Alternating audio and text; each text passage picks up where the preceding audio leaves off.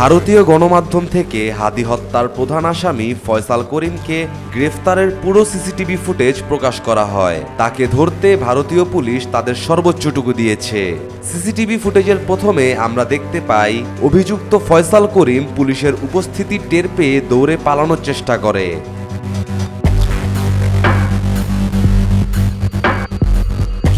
এরপর আমরা দেখতে পাই অভিযুক্ত ফয়সাল করিম পুলিশের হাত থেকে বাঁচতে একটি বিল্ডিংয়ে ঢুকে পড়েন। সে ভেবেছিল বিল্ডিংয়ে ঢুকে পড়লে পুলিশ তাকে খুঁজে পাবে না, কিন্তু পুলিশ তো তার থেকে খুব বেশি দূরে ছিল না। পুলিশের পাশাপাশি পুরো উত্তরপ্রদেশের মানুষ তাকে বিল্ডিংয়ে ঢুকতে দেখেছে।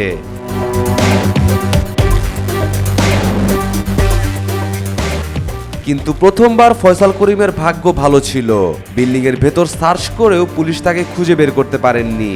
পুলিশ প্রথমবার তাকে ধরতে ব্যর্থ হন।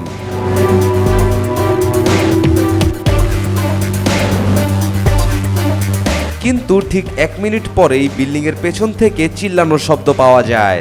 অভিযুক্ত ফয়সাল করিম 3তলা বিল্ডিং থেকে পিছনের খেলার মাঠে লাফ দেয় এবং সেখান থেকে আবারও দৌড়ে পালানোর চেষ্টা করে, কিন্তু এবার আর পুলিশ তাকে ধরতে দেরি করেনি।